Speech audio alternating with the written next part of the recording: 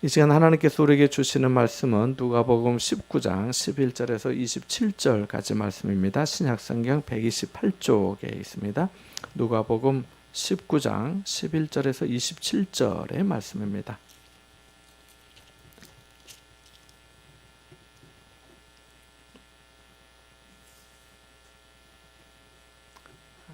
화면에도 나옵니다. 같이 봅니다.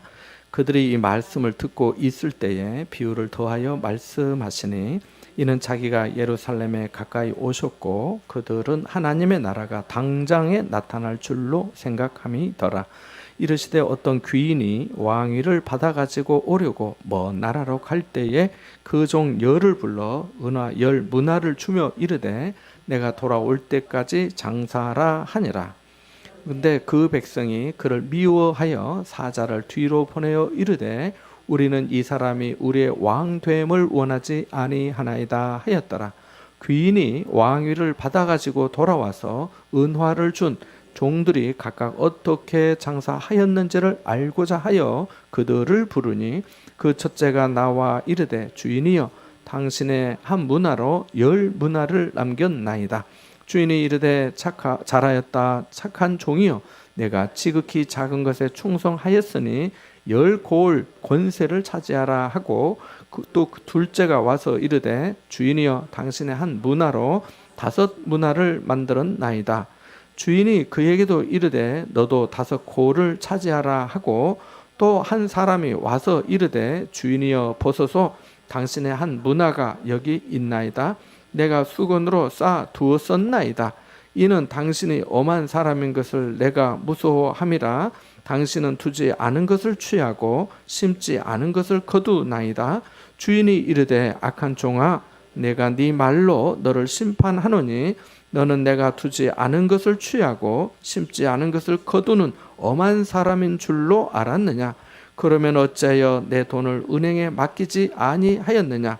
그리하였으면 내가 와서 그 이자와 함께 그 돈을 찾았으리라 하고 곁에 섰는 자들에게 이르되 그 한 문화를 빼앗아 10 문화 있는 자에게 주라 하니 그들이 이르되 주여 그에게 이미 10 문화가 있나이다. 주인이 이르되 내가 너희에게 말하노니 무릇 있는 자는 받겠고 없는 자는 그 있는 것도 빼앗기리라. 그리고 내가 왕됨을 원하지 아니하던 저 원수들을 이리로 끌어다가 내 앞에서 죽이라 하였느니라. 아멘. 지난 주일에 우리는 본문 앞에 있는 읽어본 말씀 19장 1절에서 10절 사이에 보면 삭개오 이야기가 나오는데 이 말씀을 배우면서 은혜를 나눴습니다. 말씀드린 대로 삭개오는 현재 세무서장과 같은 세리장에다가 돈이 많은 부자였지만 그런 사람들에게 평판이 그리 좋은 사람은 아니었죠. 왜냐하면 당시 백성들에게 세금을 징수하여 로마 제국에 바치는 매국노라는 말을 들었기 때문입니다. 아브라함의 자손이긴 하지만 아브라함의 자손들과 어울리지 못하는 외로운 사람, 고독한 사람, 쓸쓸한 사람이었습니다. 그에겐 신체적인 약점도 있었는데요. 보통 사람보다 키가 아주 작았습니다. 여러분이 보시다시피 제 키가 큰 편일까요? 작은 편일까요? 작은 편이죠. 작은 편입니다. 어려서 버스 타고 다닐 때, 중학교 다닐 때 이 버스 위에 고리가 있었잖아요. 손잡이. 저는 그때 어린 마음에 나는 언제 저게 잡힐까 이런 생각을 하면서 다닌 데도 있습니다. 그래서 그런지 어떤 분의 말씀처럼 이 삭개오를 생각할 때마다 그가 예사로 보이지 않고 나와 비슷하다 하는 그런 감정이 생기기도 합니다. 키 작은 삭개오도 예수님이 만나 주셨으니까 혹시 키가 작아도 아무 문제가 없는 줄 믿습니다. 예수님은 언제나 우리를 부르시고 우리 이름을 부르시고 우리를 사랑하시고 우리와 함께 하시는 줄 믿습니다. 삭개오는 예수님을 만난 후에 마음이 즐거웠습니다. 즐겁게 예수님을 자기 집으로 영접했습니다. 삭개오는 예수님을 만난 후에 가치관이 변했습니다. 눈물로 모은 재산의 절반을 가난한 사람들을 위해서 쓰겠다고 말하고 만일 속여서 빼앗은 것이 있으면 4배로 갚겠다고까지 하였기 때문입니다. 뿐만 아니라 그는 예수님을 만나고 자유한 사람이 되었어요. 그는 더 이상 사람들의 평가나 판단에 영향을 받지 않고 오직 예수님이 자신을 보아주시는 대로 자신을 받아들이기로 결정했습니다. 우리 스스로 자신을 바르게 인식하는 게 당연합니다만 더욱더 중요한 것은 내가 나를 보는 것보다 하나님이 나를 보아주시는 겁니다. 내가 아무리 부족하고 허물이 많아도 주님이 나를 기뻐해 주시고 사랑해 주시면 그것으로 우리는 큰 은혜와 복을 누립니다. 주님이 나를 어떻게 보아주시느냐에 따라서 인생이 달라지고 내용이 달라지고 걸음이 달라지고 결과가 달라지기 때문입니다. 주님이 보아주심에 따라 영생이냐 영벌이냐 판가름 나기 때문입니다. 사람들은 예수님이 삭개오 집에 들어가니까 수군거리면서 저가 죄인의 집에 유하러 들어갔다라고 하였습니다. 사람들은 삭개오를 죄인이라고 판단하였고 예수님을 그런 죄인과 어울리는 수준 낮은 사람으로 평가하며 비난했습니다. 그러나 삭개오에 대한 예수님의 판단은 달랐지요. 예수님의 눈에는 그는 잃어버린 자였습니다. 구원이 필요한 사람이었습니다. 의사가 필요한 병든 자였습니다. 그 집에 막혔던 구원의 강물이 흘러야 했습니다. 그래서 구원이 이 집에 이르렀다라고 하시고 이 사람도 아브라함의 자손이라고 선언하셨습니다. 그리고 하신 말씀이 앞에 10절의 말씀인데요. 10절 말씀 한번 읽어볼까요? 11절 앞에 있죠. 함께 보겠습니다. 인자가 온 것은 잃어버린 자를 찾아 구원하려 함이니라. 아멘. 예수님의 오신 이유가 뭐라고 하신가요? 잃어버린 자를 찾아 구원하려 함이라고 하십니다. 예수님은 지금도 잃어버린 영혼을 찾아 구원하고 계시고 구원하려 하십니다. 하나님 아버지를 잃어버린 사람들, 예수 그리스도의 복음을 잃어버린 사람들을, 복음을 통한 구원의 즐거움을 잃어버린 사람들, 사랑을 잃어버린 사람들, 실망하고 낙심하고 좌절하여 희망을 잃어버린 사람들을 찾아 구원하려 하십니다. 목자가 잃어버린 양을 찾는 것처럼, 목마른 사슴이 시냇물을 찾기에 갈급해야 하는 것처럼 그런 열정과 안타까움으로 잃어버린 자를 찾기 원하십니다. 우리에게도 이런 예수님의 마음이 있어야 하겠습니다. 그것이 예수님을 닮은 마음이기 때문입니다. 삭개오 이야기 후에 성경은 이렇게 이어집니다. 같이 본문 11절을 한 번 더 읽어볼까요? 11절입니다. 그들이 이 말씀을 듣고 있을 때에 비유를 더하여 말씀하시니 이는 자기가 예루살렘에 가까이 오셨고 그들은 하나님의 나라가 당장에 나타날 줄로 생각함이더라. 아멘. 예수님 당시 많은 사람이 예수님의 말씀과 놀라운 기적의 역사를 보고 예수님에 대한 기대가 대단했습니다.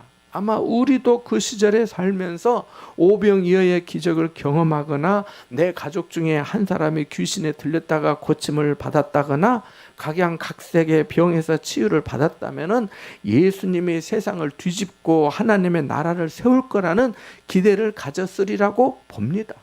어느 민족이나 나라마다 탁월한 지도자 한 사람만 나타나도 열광하잖아요. 근데 예수님 정도면 그 이상이 되시기에 기대를 만족시키는데 충분하지 않으셨겠습니까? 그래서 그들은 당장 하나님이 통치하시는 새로운 역사의 질서를 기대했던 것입니다. 그래서 한 가지 비유를 들려주십니다. 같이 12절, 13절 말씀을 한 번 더 읽어보겠습니다. 12절과 13절의 말씀입니다. 이르시되 어떤 귀인이 왕위를 받아가지고 오려고 먼 나라로 갈 때에 그 종 열을 불러 은하 열 문화를 주며 이르되 내가 돌아올 때까지 장사라 하니라. 아멘. 어떤 귀인이 왕위를 받아가지고 오려고 먼 나라로 갔다고 합니다. 상당한 시일이 걸린다는 거지요.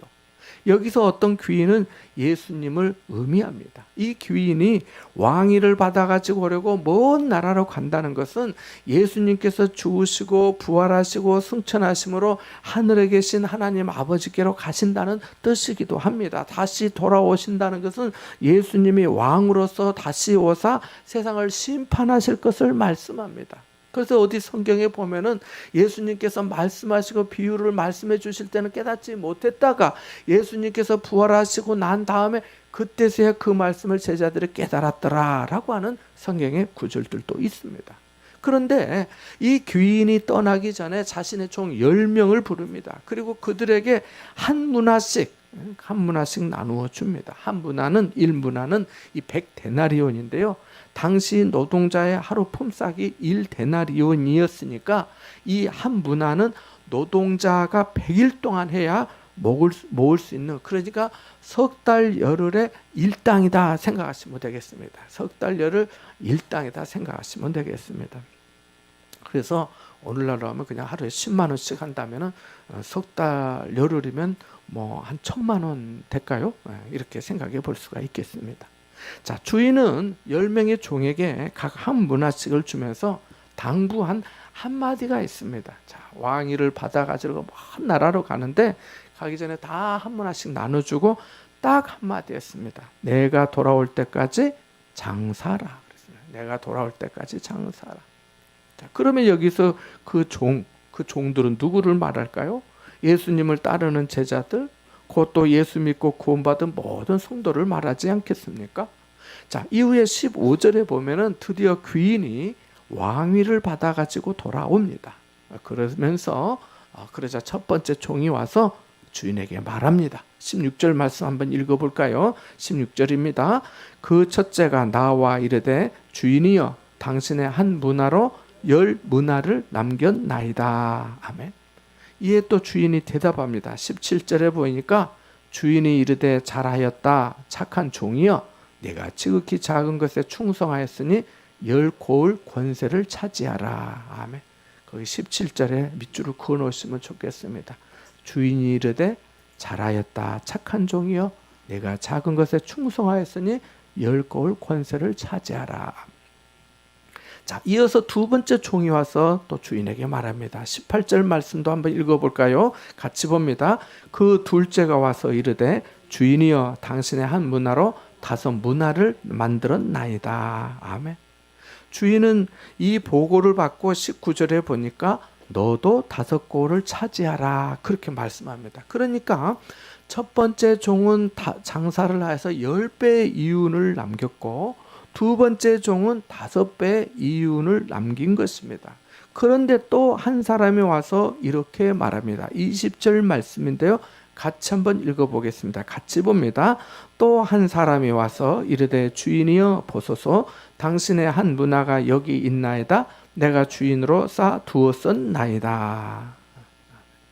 이 종은 장사여 이윤을 남기라는 주님의 명령을 따르지 않고 주인이 준 한 문화를 수건에 쌓아두었다라고 말합니다. 수건으로 쌓아두는 것은 당시 사람들이 돈을 보관하는 한 방법이기도 했다고 합니다. 우리들도 전에 어르신들 보니까 이게 이 허리춤에다 이렇게 돌돌 말아가지고 이게 돈 지폐를 이렇게 싸고도 했잖아. 제가 전에 원자력병원에서 만난 이 모모 할머니 환자분도 어느 날 이분이 이제 부인과 암으로 오셨는데 너무 힘드신 거예요. 근데 이분이 돈이 많으셨던 것 같아요.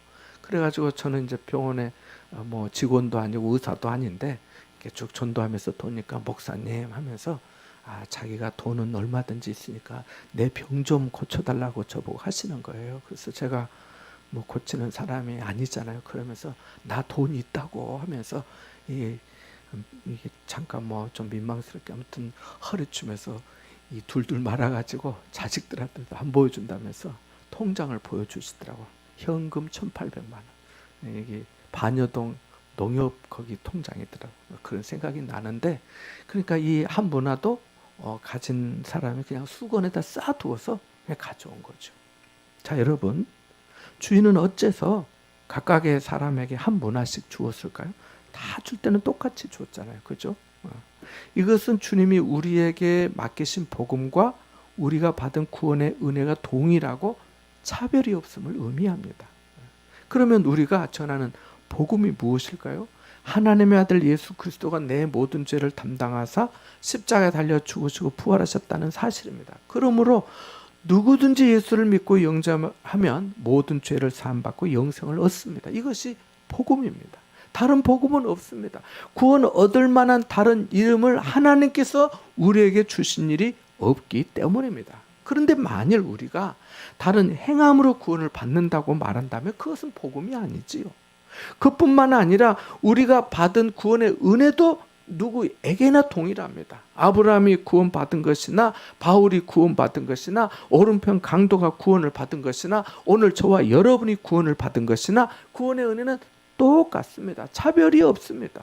물론 10고울 권세를 얻고 5고울을 얻은 것처럼 하나님의 나라와 상급은 차이가 있습니다. 그러나 우리가 예수를 믿음으로 받은 구원의 은혜는 동일한 줄 믿습니다. 왜냐하면 우리 자신의 공로와 노력으로 구원을 받은 것이 아니라 오직 예수 그리스도의 십자가에서 흘리신 그 피로 죄 사함을 받고 부활의 생명으로 영생을 얻었기 때문입니다. 그래서 이 주인은 종들에게 똑같이 한 문화를 맡기고 떠난 것입니다. 자, 그런데 왜 마지막 한 사람은 이 장사를 하라고 하는 주인의 말에 순종하지 않고 그 한 문화를 수건으로 쌓아 두었었을까요?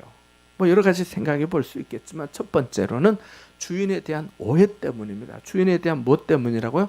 오해 때문입니다. 그러니까 우리가 예수님을 믿고 하나님의 복음을 듣고 배우는데 잘 듣고 잘 바르게 배워야지 왜곡되게 해석해서 배우거나 잘못 배우면 오해하게 되는 거죠.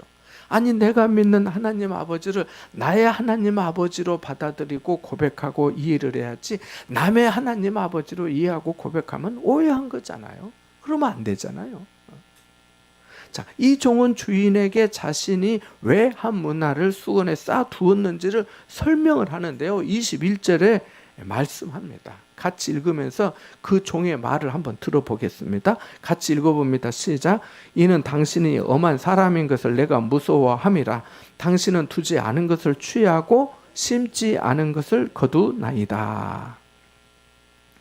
주인이 이렇게 엄한 사람, 즉 가혹하고 거칠고 무자비하다는 것을 자기가 알기에 당신이 너무 무서워서 한 문화를 수건에 쌓아두었었다라고 말합니다. 이것을 보면 이 종은 주인에 대한 오해와 불신으로 가득 차 있는 것을 알 수 있습니다. 만일 내가 그 한 문화를 장사를 하여서 손해를 보게 된다면 피도 눈물도 없는 가혹한 주인이 자신을 내버려 두지 않을 것이라는 생각을 하고 있었던 것 같습니다. 설령 자신이 장사를 잘하여 많은 것을 남긴다 해도 자기 주인이 그 모든 것을 차지해 버릴 거란 생각을 했는지도 모릅니다. 주인은 엄한 사람이다, 독한 사람이다 하는 말 아니겠습니까? 내가 무서워함이라. 그러니까 주인에 대한 무서움이 있었던 거예요. 당신은 두지 않은 것을 취하고 심지 않은 것을 거두나이다 라고 한 거니까요. 그러나 그 주인에게 한 문화는 사실 아무것도 아닙니다. 이 종은 자기 주인을 완전히 오해했고 주인이 어떤 분인지도 잘 몰랐습니다. 그래서 주인을 신뢰하지 못했던 거지요. 만일 이런 종이 이런 믿음이 있었다면 어땠을까요? 우리 주인은 내가 장사를 하다가 손해를 봐도 내가 최선을 다했다면 나에게 착하고 충성된 종이라 칭찬해 주실 거야. 내가 장사를 하다가 본전까지 다 잃어버려도 주인의 말씀에 순종한 나에게 괜찮아 하면서 나를 안아주실 거야. 내가 해야 할 일은 주인의 말씀에 최선을 다해 순종하는 거야. 나를 믿고 생각해 주시는 주인을 잘 섬겨야 나도 복을 받고 좋은 거지. 이렇게 생각을 했으면 얼마나 좋았을까요? 이런 믿음이 있었다면 그가 그렇게 한 문화를 수건에 쌓아두지는 않았을 겁니다. 한 문화를 남긴 종처럼 많은 사람이 주인에 대해 잘 알지 못하고 있는 것 같아요. 주님은 두지 않은 것을 취하고 심지 않은 것을 거두시는 분이 아니십니다. 하나님은 반드시 심은 대로 거두시는 분이십니다. 심은 대로 거두게 해주시는 분이심을 믿으시기 바랍니다. 우리 하나님은 무자비하고 가혹한 분이 아니세요. 우리 하나님은 긍휼이 풍성하신 하나님이십니다. 그래서 사도 바울은 에베소서 2장 4절에 우리 하나님을 긍휼이 풍성하신 하나님이라고 말하기도 했습니다. 시편 145편 8절에 보면 다윗 역시 여호와는 은혜로우시며 긍휼이 많으시며 노하기를 더디하시며 인자하심이 크시도다고 노래했습니다. 그렇습니다. 우리 하나님은 은혜로우시며 자비하시며 노하기를 더디하시며 인자하심이 크신 하나님이신 줄 믿습니다. 내가 믿는 주님이 어떤 분이신지를 바로 알아야 그 주님을 온전히 믿고 따를 수 있습니다. 그리고 주님을 온전히 신뢰할 때 그 주님께 충성할 수 있습니다. 우리는 왜 순종하지 못하고 충성하지 못할까요? 왜 도전하지 못할까요? 그것은 믿음의 경륜이 짧아서도 아니고 문제가 너무 크고 어려워서도 아닙니다. 내가 믿는 주님을 제대로 알지 못해서 온전히 신뢰하지 못하기 때문에 그렇습니다. 오늘 본문에 나오는 이 악한 종은 주님에 대한 잘못된 생각으로 인해서 순종하지 못했던 것입니다. 오해했던 거예요. 둘째로 종은 주인이 다시 돌아올 것이라는 확신이 없었습니다. 분명히 주인은 한 문화를 주면서 내가 돌아올 때까지 장사해라고 19장 13절 하반절에 말씀했습니다. 내가 돌아올 때까지 장사하라, 장사를 해라, 사업을 해라 라고 말씀을 하셨습니다. 그런데 이 종은 먼 나라로 떠난 자신의 주인이 왕위를 받고 돌아올 것이라는 확신이 없었습니다. 생각해 보십시오. 내 주인이 왕위를 받아 다시 돌아올 것이고 전에 맡긴 그 한 문화에 대해서 반드시 결산할 것이라는 확신, 그 믿음이 있었다면은 그렇게 한 문화를 수건에 쌓아 놓았을까요? 하나님을 믿는다는 사람들 중에도 예수님의 재림을 믿지 않는 사람들이 있는 것 같습니다. 예수님이 살아있는 자와 죽은 자를 심판하러 오신다는 사실을 사도신경으로 신앙 고백을 하면서도 그 사실을 믿지 않는 성도들이 의외로 많은 것 같아요. 정말 예수님이 심판의 왕으로 재림하셔서 우리 인생에 대해 결산하실 것이라는 그 사실을 믿는다면 우리가 지금처럼 이렇게 살 수 있겠냐는 것입니다.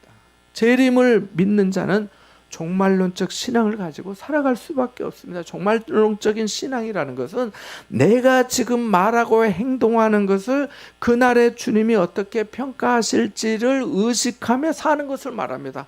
오늘 주님이 오실 거야, 내일 주님이 오실 거야, 뭐 나를 딱 집어서 주님 오실 때까지만 반짝하게 이런 것이 아니라 내가 오늘을 살던 내일을 하나님께서 내게 주시던 그 순간과 모든 말과 행동들을 그날 주님께서 평가하실 거야 라고 의식하고 사는 것을 말해요. 지금 내 눈앞에 모든 것을 현명하게 아니라 망원경으로 멀리 바라보며 사는 것과 같습니다. 성경을 보면 특별히 신약에서 재림을 반복해서 강조하고 있습니다. 사도행전 1장 11절에 보면 갈릴리 사람들아 어찌하여 서서 하늘을 쳐다보느냐, 너희 가운데서 하늘로 올려지신 이 예수는 하늘로 가심을 본 그대로 오시리라고 하였고, 요한계시록 22장 20절에도 내가 진실로 속히 오리라 하시거늘 아멘 주 예수여 오시옵소서 하고 끝맺고 있습니다. 그런데 왕으로 오실 그 주님을 사모하며 기다리는 사람들이 예전보다 훨씬 적어진 것 같습니다. 도리어 주 예수여 오시옵소서가 아니라 주 예수여 더디 오시옵소서, 천천히 오시옵소서, 이렇게 기도하는 거 아닌가 싶어집니다. 자, 이처럼 주인에 대한 생각을 잘못 가졌던 종은 주인이 왕권을 가지고 돌아올 것이라는 그 확신이 없었기 때문에 명령에 순종하지 않고 한 문화를 그대로 수건에 쌓아 놓았습니다. 하지만 떠났던 주님은 돌아왔습니다. 주인이 돌아온 이유는 결산을 하기 위함입니다. 여기서 결산은 심판을 의미하지요. 주인은 두 가지를 결산합니다. 첫째, 맡긴 것들에 대해 결산합니다. 돌아온 주인은 은하를 준 종들이 어떻게 장사했는지를 알고자 그들을 불렀습니다. 맡긴 후에는 반드시 결산이 있습니다. 달란트 비유에서도 주인이 돌아와 그 맡긴 것들에 대해 결산하는 장면이 나오잖아요. 마태복음 25장 19절에 보면 오랜 후에 그 종들의 주인이 돌아와 그들과 결산할세라고 말씀합니다. 하나님은 우리에게 맡기신 것을 반드시 결산하십니다. 주님은 청직인 우리에게 시간에 대해서, 물질에 대해서, 달란트에 대해서, 지위에 대해서, 심지어는 자녀까지 맡기셨습니다. 그리고 그 맡기신 것들에 대해 반드시 결산하십니다. 왕이신 주님은 우리에게 맡기신 그 물질과 주의와 달란트를 어떻게 관리하고 사용했는지, 또 자녀를 어떻게 훈련하고 양육했는지에 대해서 반드시 물어보시고 결산하신다는 겁니다. 그뿐만 아니라 맡긴 사명에 대해서도 결산하십니다. 주님은 우리 모두에게 땅끝까지 이르러 내 증인이 되리라고 사명을 주셨습니다. 사도 바울도 전파하는 자가 없이 어찌 들으리요? 라고 하면서 우리에게 복음을 전하는 사명이 있다고 말합니다. 사명을 감당함에 있어 주님은 결과로서 열매만 보시지 않고 어떻게 충성했는지를 보십니다. 동기와 과정을 보시는 거지요. 그래서 본문 속에 주인은 돌아와 종들을 부른 다음에 어떻게 장사했는지를 알아보려고 그들을 불렀다고 말씀합니다. 15절 하반절에 보시면 이렇게 말씀합니다. 성경은 은화를 준 종들이 각각 어떻게 장사하였는지를 알고자 하여 그들을 부르니 라고 말씀하십니다.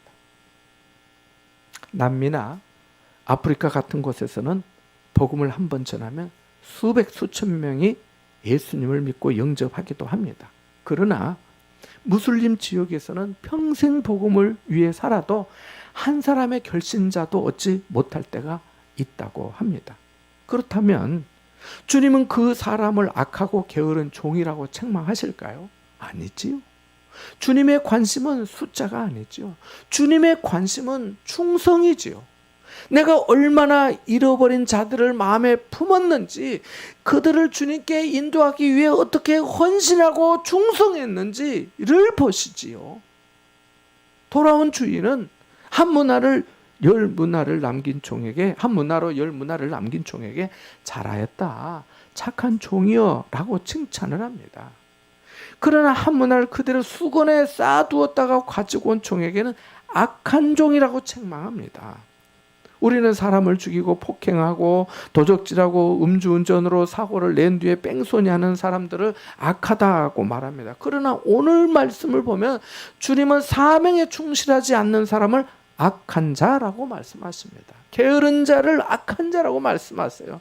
그렇습니다. 하나님의 눈에는 주님이 맡기신 사명에 충성하지 않고 게으르게 살아온 사람, 바로 악한 자인 것입니다. 둘째로 주님의 왕되심을 인정하지 않는 사람을 심판하십니다. 왕으로 돌아온 주인은 한 문화에 대한 것만 결산하지 않고 자신의 왕됨을 인정하지 않는 사람을 심판하십니다. 실제로 이 신약 시대, 예수님 당시 시대에 유대인들은 포악한 헤롯의 아들 아켈라오가 자신들의 왕이 되는 것을 원하지 않았습니다. 그래서 로마 황제에게 따로 사절단 사람들을 보내가지고 아켈라오가 우리의 왕이 되는 것을 원하지 않는다면서 반대 의견, 반대 의사를 표했습니다. 그런데 아켈라오가 왕이 되는 것을 반대했던 것처럼 예수님께서 자신들의 왕 되심을 원치 않는 사람들이 있었습니다. 그래, 그것이 본문 14절의 말씀이에요. 읽어볼까요? 14절입니다. 같이 봅니다. 그런데 그 백성이 그를 미워하여 사자를 뒤로 보내어 이르되 우리는 이 사람의 우리의 왕됨을 원하지 아니하나이다 하였더라. 우리는 이 사람이 우리의 왕됨을 원하지 아니하이다 하였더라. 근데 어때요?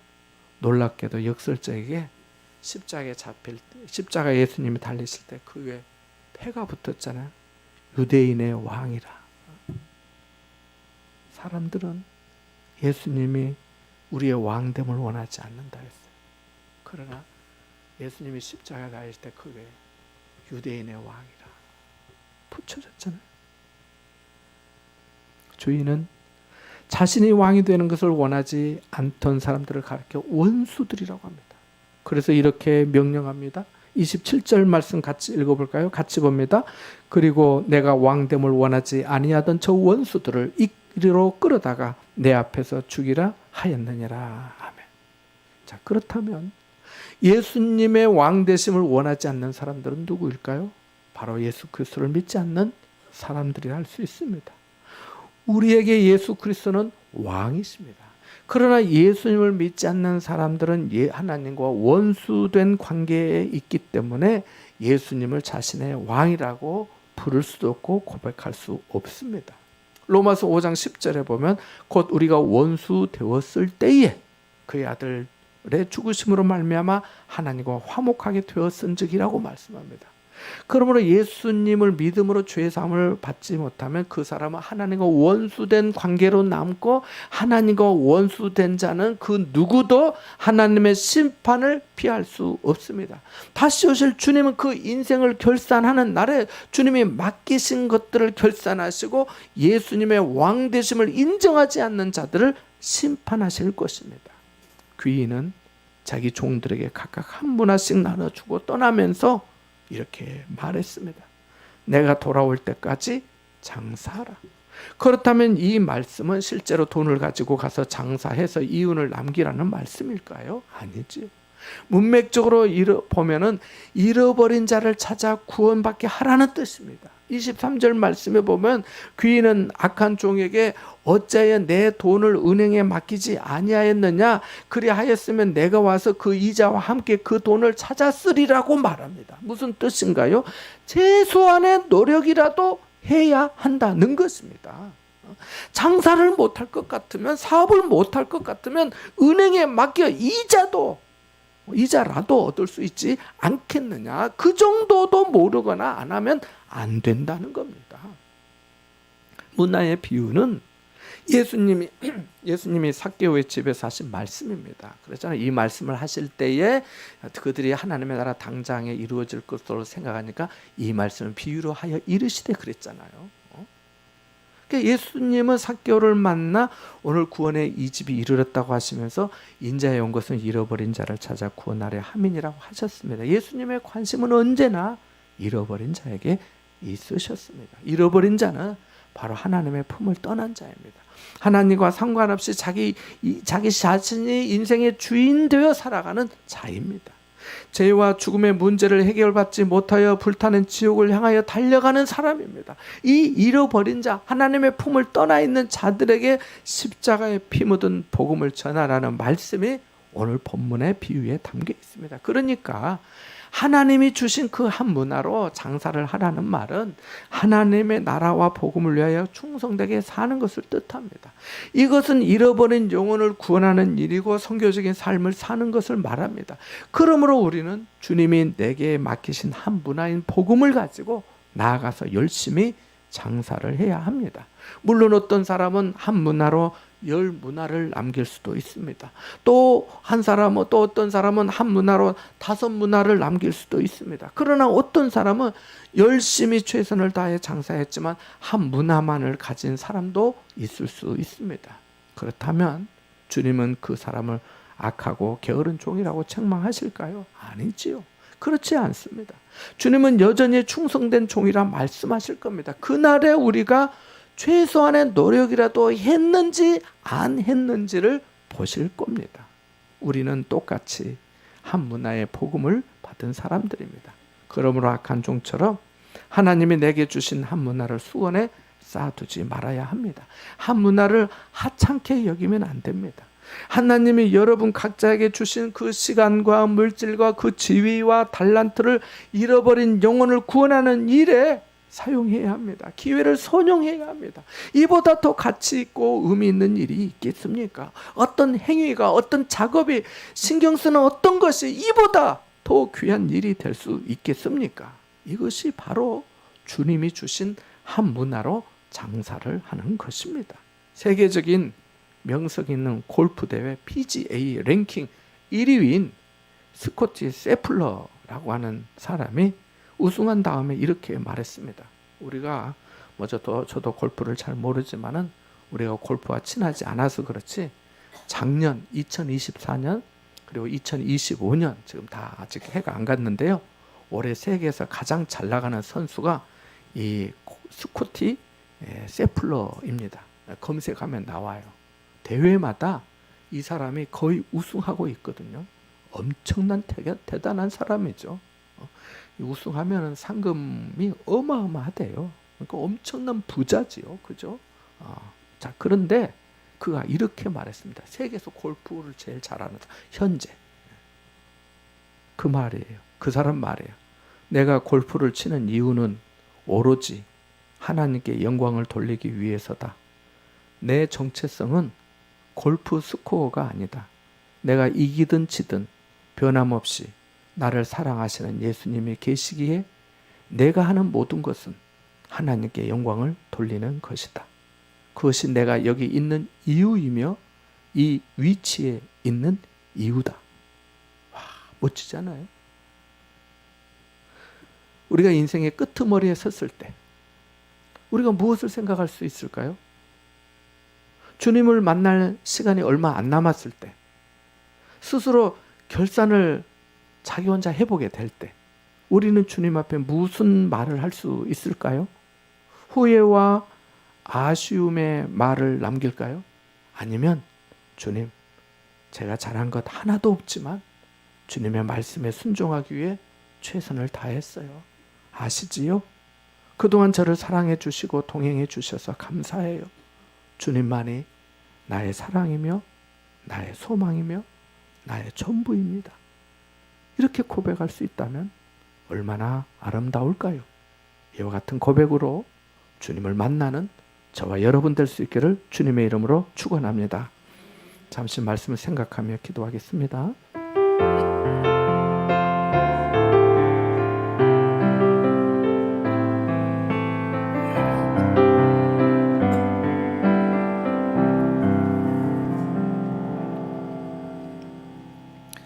한 문화를 맡겨주시면서 내가 올 때까지 장사라고 하신 주님의 말씀을 기억하며 주님이 우리에게 허락해 주신 시간, 물질, 재능, 능력, 건강을 주님을 위해 사용하며 충성하며 살아가도록 성령께서 도와 주옵소서. 성령께서 주님의 말씀이 생각나게 하시고 주님의 일을 이루어 하나님께 영광 돌리는 삶이 되게 하여 주옵소서. 예수님의 이름으로 기도합나이다. 아멘.